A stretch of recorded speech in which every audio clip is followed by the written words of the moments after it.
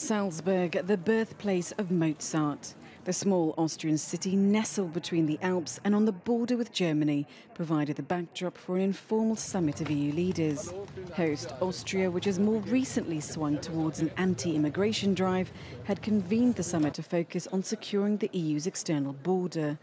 But with 6 months to go till the UK's exit from the European Union and talks deadlocked, Brexit took centre stage. Today there's perhaps more hope, but there is surely less and less time. Therefore, every day that is left, we must use for talks. I would like to finalize them still this autumn. Over dinner on day one, an entree of migration was followed by a Brexit main course, served up by none other than UK Prime Minister Theresa May. For anyone hoping the proverbial Brexit can could be kicked down the road, she ruled out a second UK-EU referendum, come what may. I will be talking with fellow leaders about the Chequers White Paper, the proposal that we have put on the table for our future relationship. I believe this is the right proposal because it maintains frictionless trade. It's the only credible and negotiable plan on the table that delivers no hard border in Northern Ireland and also delivers on the vote of the British people. But her EU colleagues weren't singing from the same Brexit song sheet. It's very important for our companies, it's very important for the security, it's very important also for the geopolitical issues. But today I can see that it's necessary to make other steps because the proposals are not enough in order to have an agreement.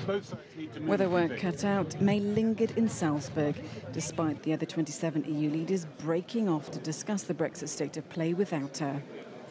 With the summit drawing to a close, was the curtain set to fall on May's Brexit blueprint for the UK's future relationship with the EU?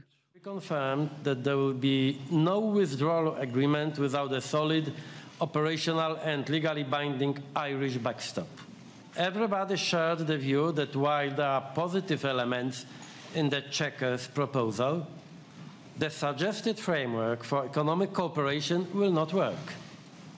Not least because it risks undermining the single market. So will Theresa May have to go back to the drawing table, and then what will it mean for her politically?